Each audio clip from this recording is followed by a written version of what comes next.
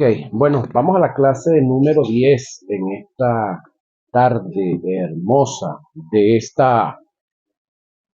su núcleo número 3 del Instituto Socioteológico Integral Reformador, en el cual vamos a, hoy Dios mediante, culminamos esta materia que para ustedes es la número 13, tengo entendido.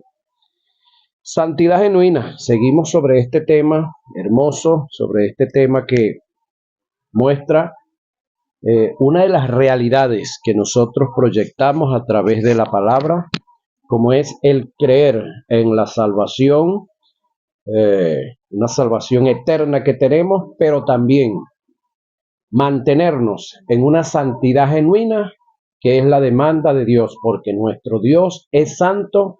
Él nos demanda que nosotros también, sus seguidores, sus hijos, sus siervos, debemos de ser santos también, porque esa es su demanda. Hoy vamos a la clase número 10 ya. ¿Podrá un creyente mantenerse en santidad? Ese es el tópico que estamos desarrollando. En cuanto a que somos pecadores, en ninguna parte de la Biblia aparece la afirmación de que somos pecadores. Dice que somos la justicia de Dios en Cristo Jesús. La posición que nos da la Biblia es la de justos, no de pecadores. Pecadores son aquellos que no han nacido de nuevo. Nosotros no somos pecadores, nosotros pecamos, que son dos cosas muy diferentes. Pablo dijo que ya el pecado como estado no se enseñoreará más de nosotros. Romanos 6:14. Debemos estar bien claros en estos términos. Aquellos cuya condición es pecadora, pecan, y aquellos que estamos en la condición de justos, el pecado no nos hace pecadores. Es decir, los únicos que se ensucian son aquellos que están limpios, ya que los sucios siempre están sucios. En cuanto a nuestra condición humana, veamos lo que registran la carta de los Hebreos, capítulo 4, verso 15. En este pasaje podemos observar que Jesús, siendo tan humano como nosotros, resistió toda tentación y fue hallado sin pecado. No podemos aferrarnos a nuestra condición humana como una excusa para pecar. La mayor evidencia y el mejor ejemplo que tenemos para resistir la tentación en nuestra condición humana es precisamente la que no nos dio Jesús. Al resistir la tentación, estamos en nuestra misma condición. Decir que el pecado tiene poder sobre nosotros por nuestra condición humana, aún después de estar regenerados, es atribuirle más poder al pecado que a la capacidad en la cual fuimos creados para que nos enseñoreáramos de todas las cosas, incluyendo el pecado. Si entendemos esto, podemos decir entonces que la debilidad para pecar no está en la condición humana. La otra prueba contundente es que Satanás y las criaturas celestiales que pecaron no tenían condición humana en ninguna manera e igualmente pecaron. Ahora, aquí hay una realidad que debemos de analizar en cuanto a las criaturas y a Luzbel, ¿sí? Que en el caso de nosotros los creyentes, óigame bien y analicemos esto. Esto me acaba de ser otorgado por el Espíritu de Dios. En el caso de Satanás y de las demás criaturas que pecaron, los ángeles caídos, y los que hoy en día se conocen como demonios no son seres humanos. Por lo tanto, ellos no pecaron desde la perspectiva o desde la, pudiéramos decir, posición humana. Sí, ahora en el caso de nosotros, cuando hablamos de pecados, no estamos hablando de pecados desde un punto de vista espiritual.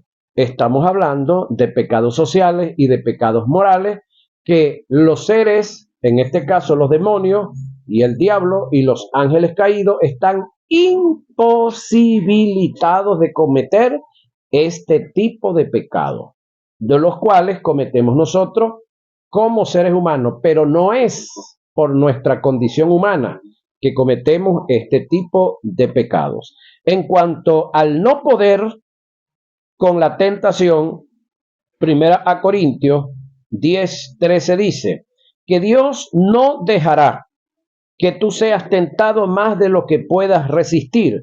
Esto indica que si 1000 tentaciones vienen a diario, 1000 tú puedes resistir.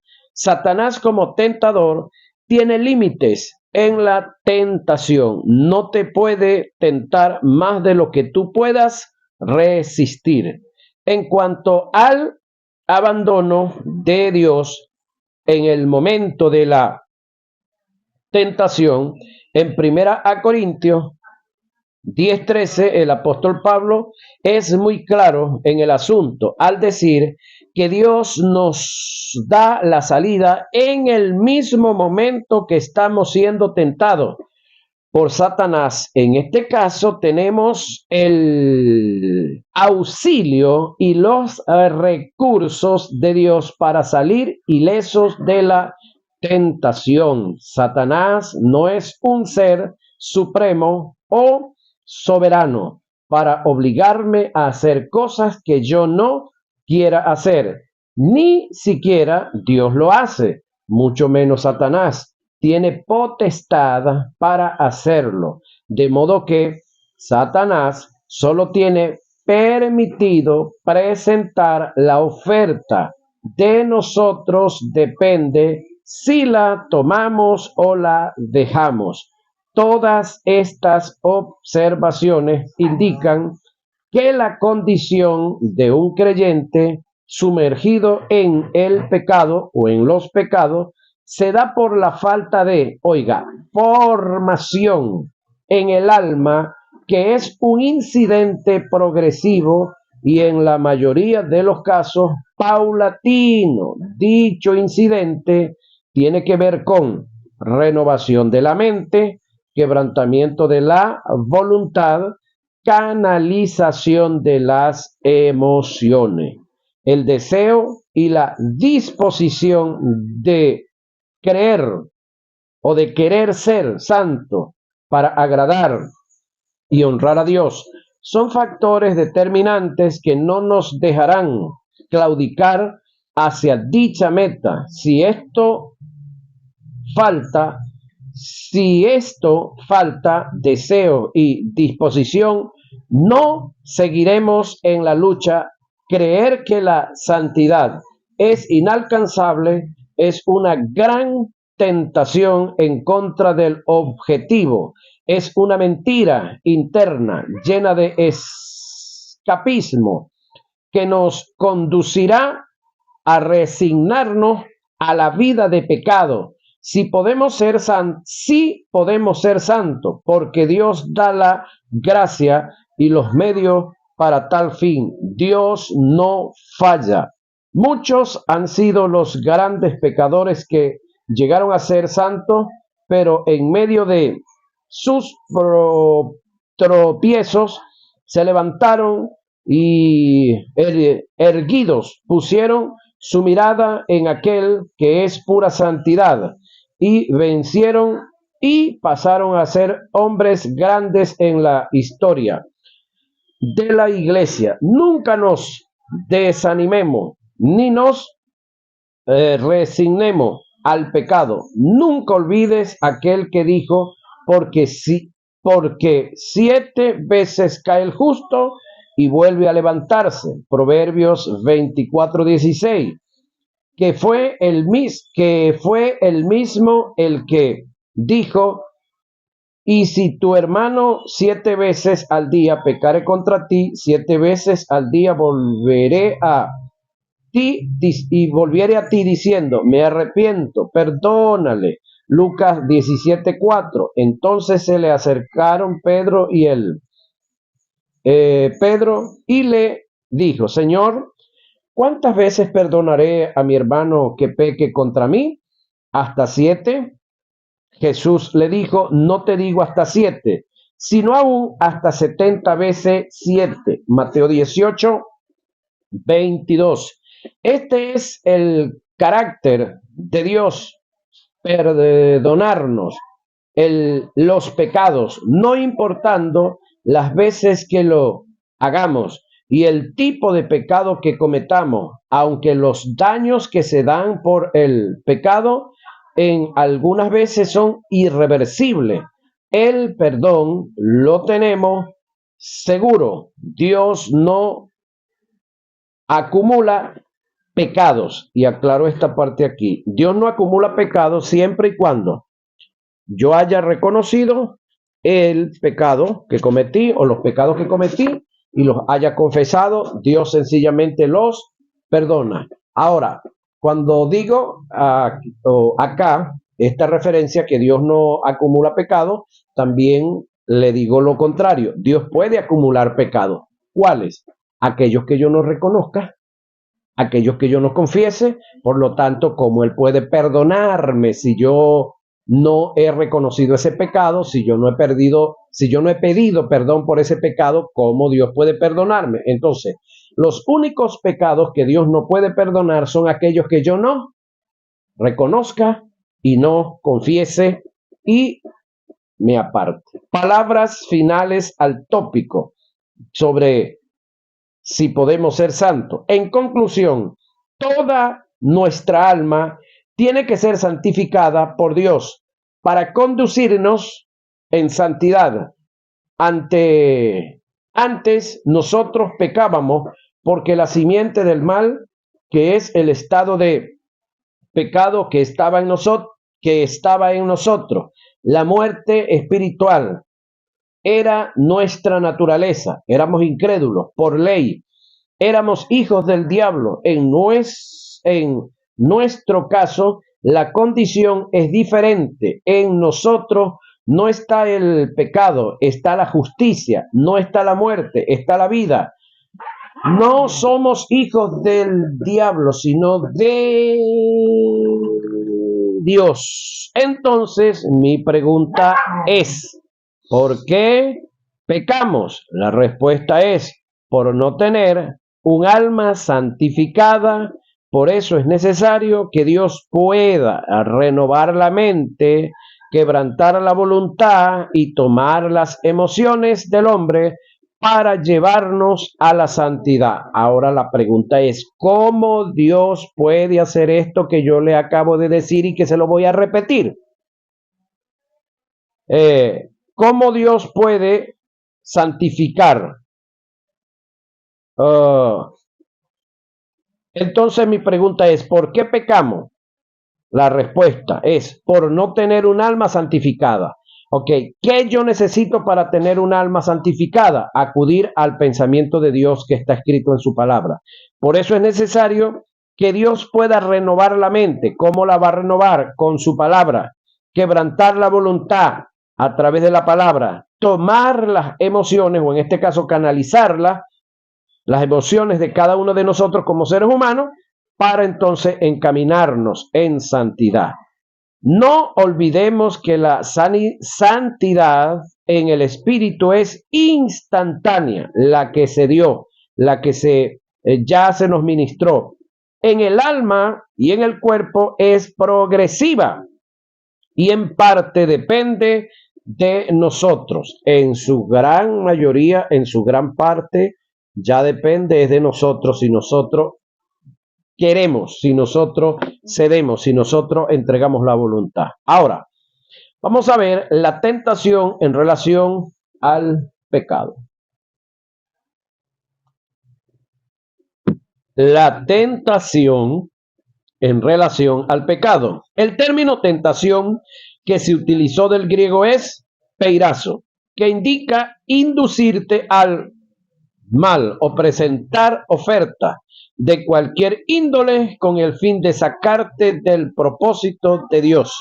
Esto indica que no solo lo malo se puede considerar tentación, que aún lo bueno puede ser una tentación eficaz para sacarte de la voluntad y del propósito de Dios. El término tentado que aparece en el griego es en las escrituras sagradas es peirazo, que indica la prueba que viene de parte de Satanás como el tentador. Mateo 4:3 y segunda a Tesalonicenses 3:15.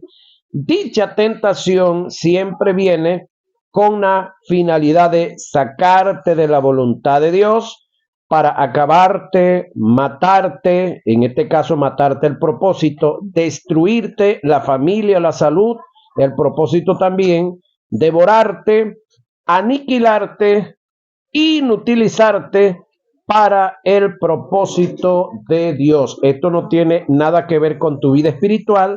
Ya espiritualmente hablando, tú y yo somos inmortales. El padecer siendo tentado no solo es aplicable al sufrimiento externo que viene sobre el cuerpo físico, sino que también tiene que ver con el sufrimiento interno que se da en el alma cuando es conmovida por las ofertas que están implícitas en la tentación. La tentación, en la mayoría de los casos, es una experiencia extremadamente penosa al rechazar todas las ofertas que Satanás y la vida hacen y que no dejan de ser apetitosas para el alma.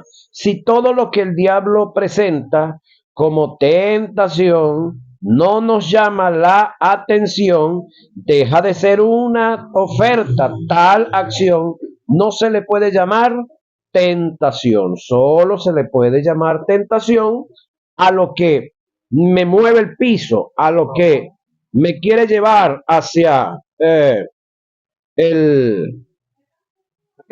el hacia ese desvío en el cual pues está la oferta. La tentación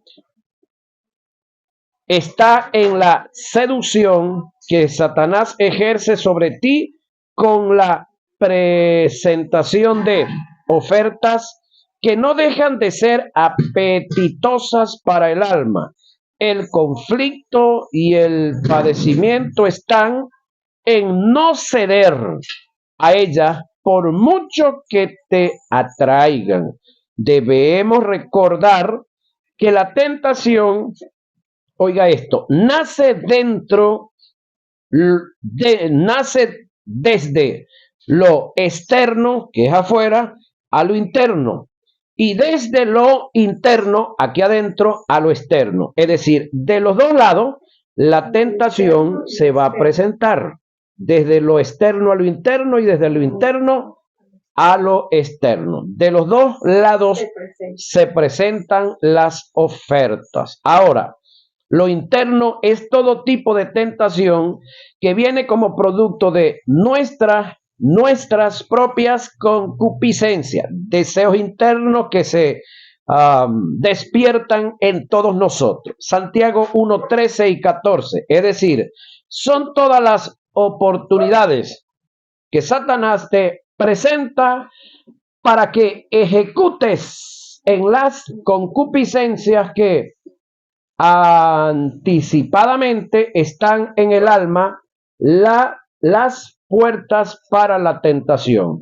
Según lo dicho por el apóstol Juan en Primera de Juan 2:16, Satanás solo cuenta con 3 puertas para presentar la tentación. Oiga lo que viene: los deseos de la carne, en primer lugar, los deseos de los ojos, segundo, y la vanagloria de la vida. Estas 3 puertas son estas tres puertas las utilizó en Adán y en Jesús. Pasemos a estudiar y a comparar el paralelismo que hubo en ambas tentaciones. Los deseos de la carne, el árbol era bueno para comer. Si eres hijo de Dios, dile a estas piedras que se conviertan en pan. Ambas presentaciones tienen que ver con los deseos de la carne. Los deseos de los ojos. Agradable a los ojos era el fruto del árbol, y en el caso de Jesús, y le llevó el diablo a un alto monte y le mostró en un momento todos los reinos de la tierra y la gloria de ellos, por supuesto. Eso es los deseos de los ojos. Ahora, ¿en qué satisface a tu cuerpo el que tú te pongas en la muñeca un reloj de oro? A tu cuerpo, ¿en qué lo satisface? En nada, pero ¿qué te satisface? El alma. Tener guindada por aquí unas zarcillos de oro, tener una tremenda guayota de oro, tener diferentes cuestiones que de verdad a tu cuerpo no lo van a beneficiar para nada, pero el ego sí. Yo lo tengo, es mío. Es decir, bien sea que lo compré, me lo dieron o lo robé. Ajá. Entonces, eso me lleva a una vanagloria, que es la vanagloria de la vida. Codiciable para alcanzar sabiduría en el árbol. Si eres hijo de Dios, échate de aquí abajo, porque escrito está: a sus ángeles mandarás acerca de ti que te guarden. Ahora pregunto yo, ¿en qué lugar, una vez de que mueren, en qué lugar meten a los pilotos de aviación? Después que se mueren, ¿dónde los meten antes de enterrarlos? En un ataúd igualito al que se montaba en burro y andaba en moto. ¿En qué lugar meten a un capitán de un barco que maneja ese enorme animal marino? Después que se muere, en un ataúd igualito como meten al que se montaba en un burro o el que andaba como en el llano donde amansan ganado y se montan en los toros y en las vacas y los usan como igualito. Entonces es una vanagloria. Toda la plata que tuvo no se la puede llevar. Y todos los bienes, todas las haciendas, todas las casas, las quintas, nada se puede llevar. Entonces, eso son las tres puertas para la tentación. Si analizamos en ambas tentaciones, hay denominadores comunes que Satanás usó y, sin lugar a dudas, lo usará en nosotros, los cuales son los deseos de los ojos, los deseos de la carne y la vanagloria de la vida. Los deseos de la carne, el término carne en este caso es subjetivo, como suele serlo cuando se usa con deseos así. Pues el significado no es deseo por la carne, no es deseo de comerte un kilo de carne, no, sino los deseos que tiene la carne o los deseos que se basan en la carne no indica el cuerpo material, se adjudica a la naturaleza vieja del hombre y tiene que ver con el placer físico. Ahora, nosotros tenemos un problema, los cristianos, grave problema, que en el tiempo antiguo, cuando nosotros éramos incrédulos, éramos pecadores por naturaleza, nosotros disfrutamos y gozamos el pecado. Vénganme a decir aquí que era mentira eso, pues. Cáiganme a coba. Ajá. En el mundo, y todos los que no han nacido de nuevo, que me están viendo por este video y que me están oyendo, ustedes disfrutan el pecado. Pero todos los que ya hemos nacido de nuevo, todos los que le hemos entregado la vida a Jesús, por mucho que caigamos en algunos pecados, no lo vamos a disfrutar. Ya eso lo sabemos. Sin embargo, va a estar el recuerdo antiguo, va a estar nos van a presentar las ofertas como en la antigüedad. Es más, se nos van a presentar más ahora que somos cristianos que cuando lo éramos. Sin embargo, los que han o hemos caído en algunas trampas del diablo, vamos a saber que una vez que caigamos, nos va a dar pena, nos va a dar rabia con nosotros mismos, nos va a dar tristeza, amargura, de saber que caímos como unos buenos sonsos. Ajá. Entonces, porque estamos hablando es de placer físico, aquí no estamos hablando de llenar el buche con comida. Los deseos de los ojos tienen que ver con todo lo que Satanás te presenta a través de los sentidos físicos, logrando captar tu atención, llevándote a la meditación para después llevarte a la acción. La vanagloria de la vida es todo lo que Satanás te ofrece que te enaltece el ego, haciéndote independiente de Dios. El término vanagloria tiene que ver con la jactancia, la arrogancia, la altivez, que te conduce a la independencia, por supuesto, de Dios. Más adelante, cuando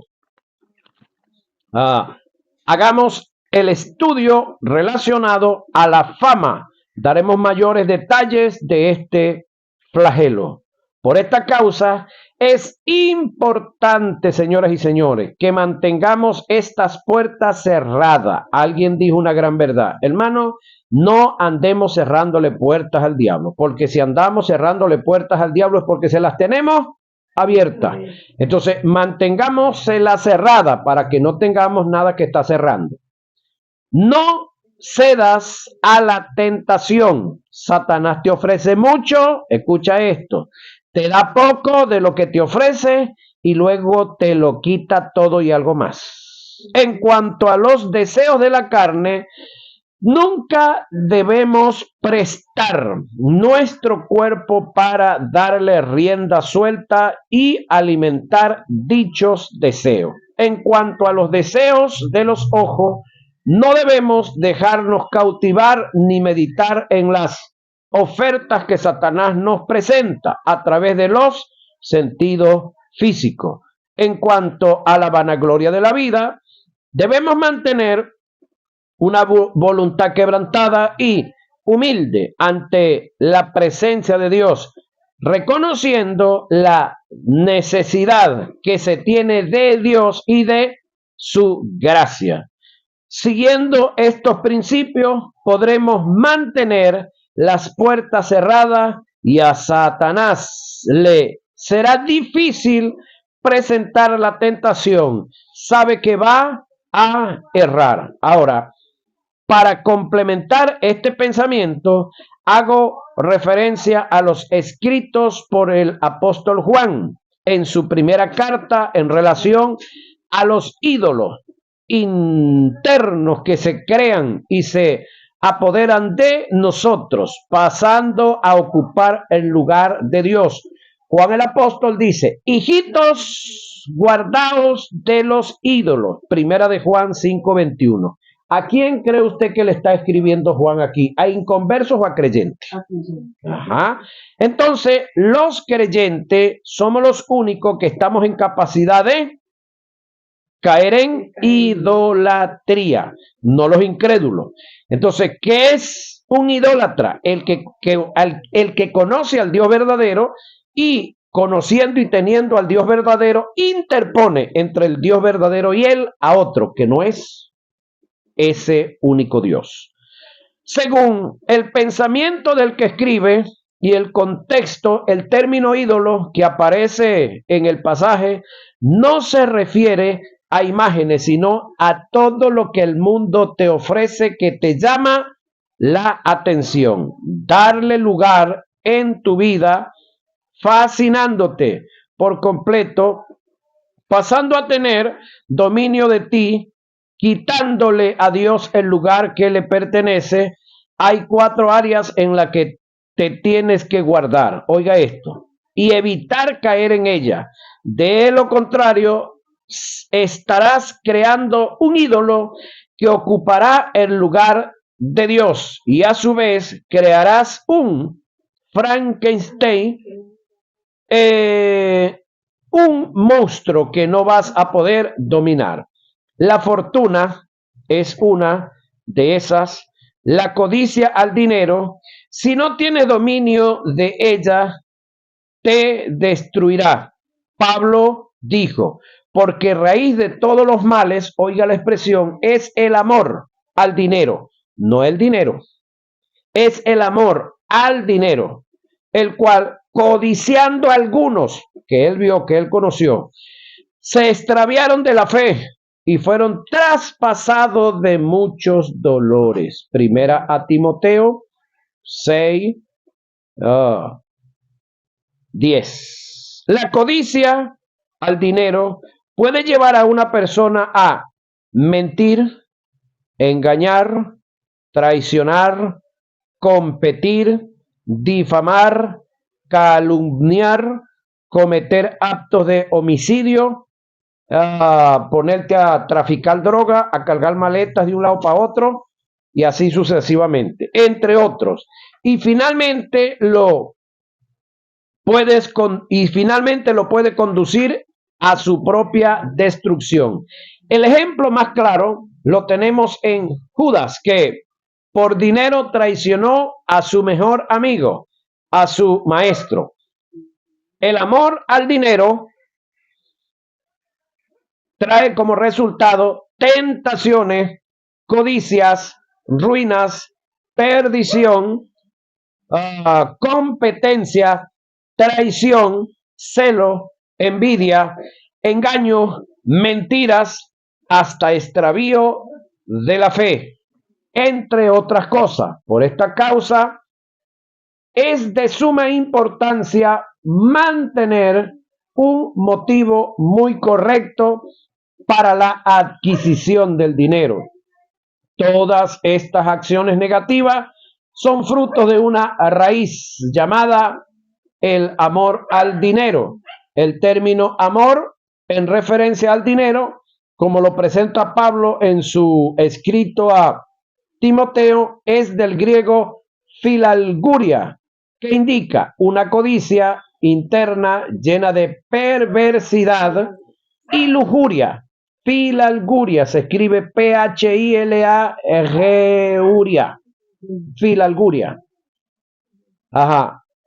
La cual es una raíz de donde procede y se alimenta cualquier tipo de acción negativa con el fin de conseguir un objetivo que en este caso es enriquecerse, oiga, a costa de cualquier precio. El amor al dinero, en su filalguria, tiende a ser a una persona egoísta si lo que le mueve es el dinero,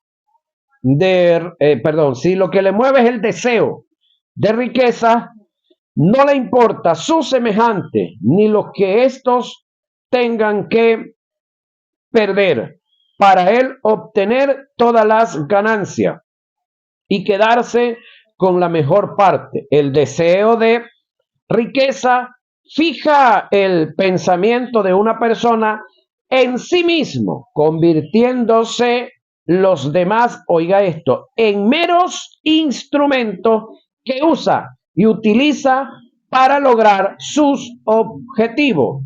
Y en otro caso, ve a su semejante como obstáculo para obtener riquezas y busca la forma de cómo quitarlos del medio. Esta es la acción que muchos individuos tienen y llevan para lograr, a costa de lo que sea,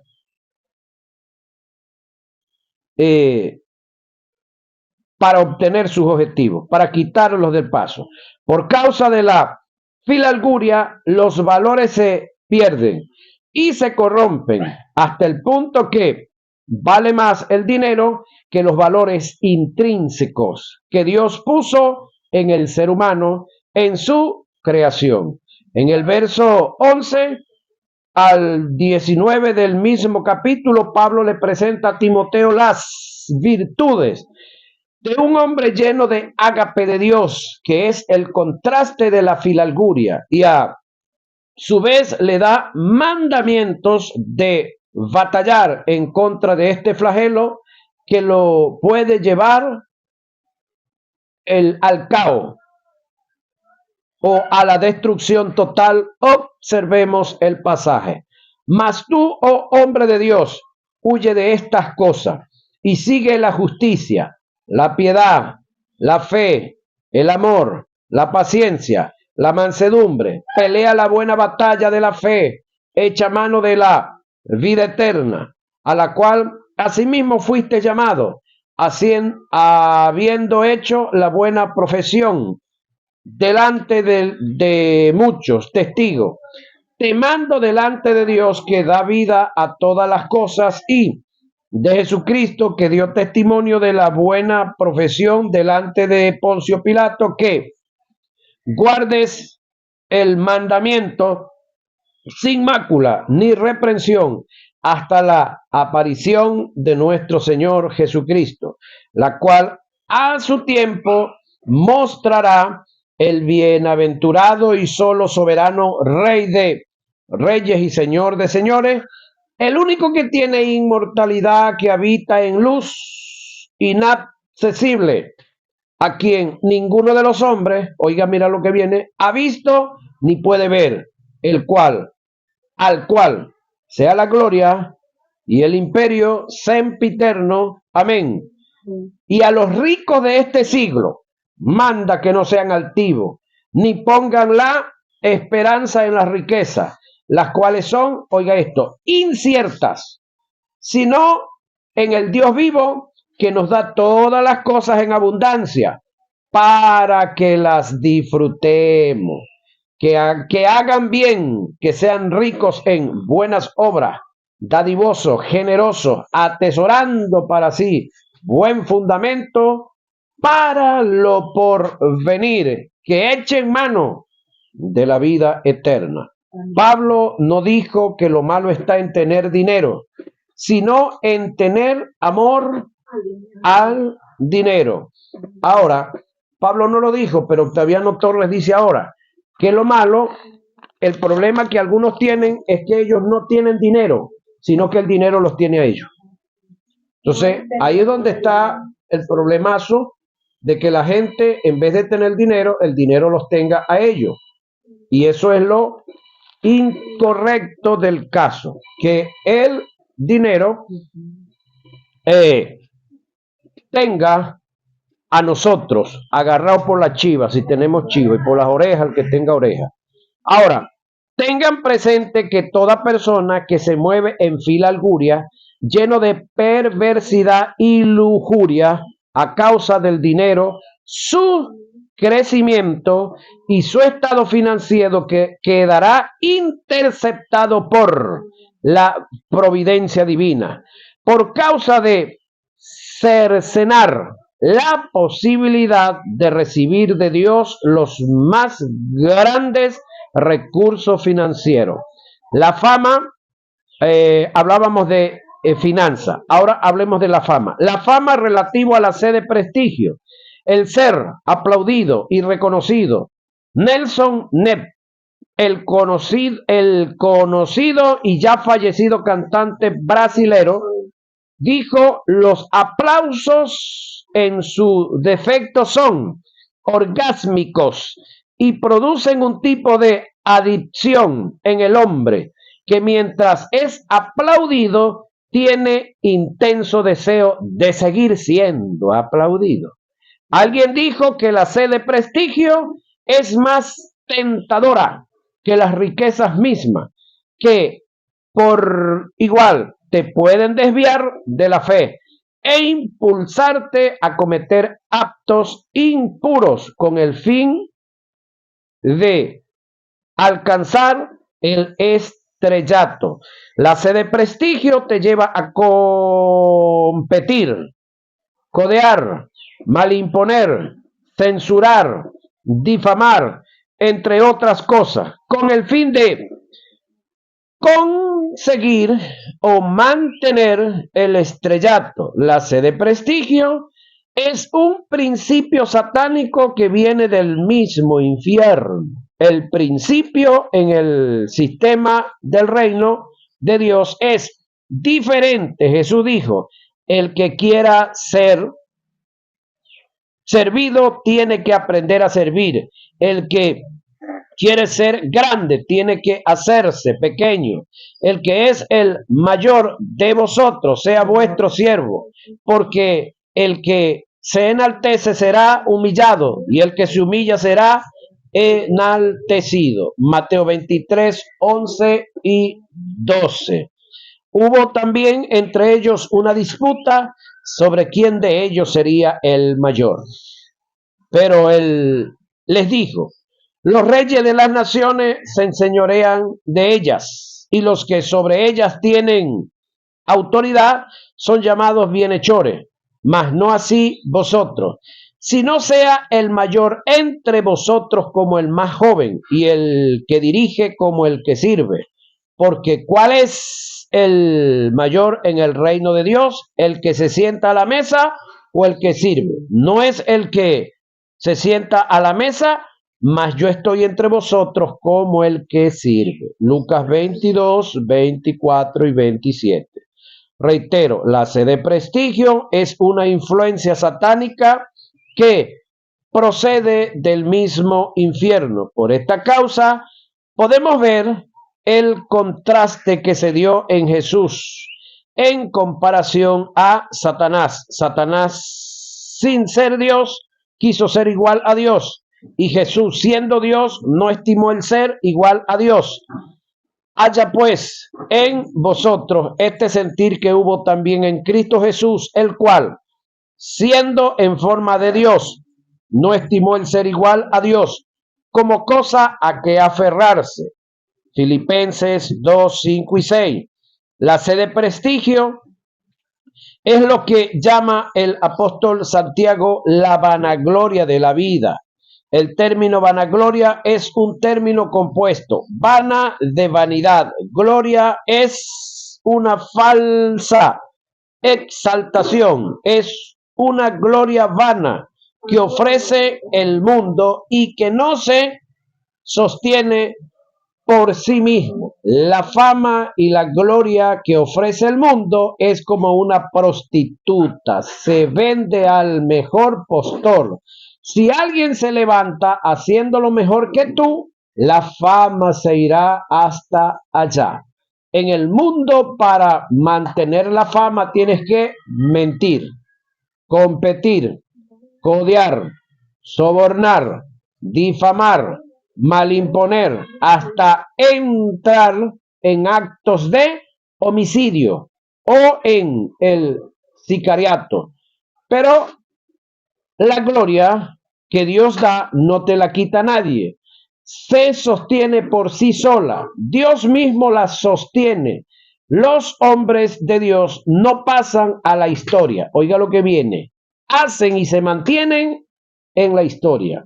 La vanagloria de la vida es todo lo que Satanás y el mundo te ofrecen, que te enaltece el ego, haciéndote independiente de Dios. La vanagloria te lleva a la jactancia, la arrogancia, la altivez, la soberbia, la prepotencia, dándote un aire de grandeza que te conduce a una falsa autonomía. Satanás se va a encargar de presentar toda la gloria, la fama, el reconocimiento, los aplausos, los mejores escenarios, con el fin de alimentarte el ego y de esa forma llevarte a renunciar a Dios y a su gracia. No olvides que el mundo pasa y sus deseos, pero el que hace la voluntad de Dios permanece para siempre. Primera de Juan 2:17. Todas las ofertas que Satanás te presenta en la tentación en relación a la vanagloria solo miden, mira lo que viene, el nivel de gloria en la que Dios te quiere llevar. Jesús dijo: si este animal, cuando Satanás le presentó las ofertas, me está ofreciendo la gloria del mundo, ¿cómo será lo que Dios tiene para mí? Toda el intenso ataque que viene de Satanás en contra de ti, mide la unción en la que te estás moviendo y la unción en la que te vas a mover, señoras y señores. Bendiciones.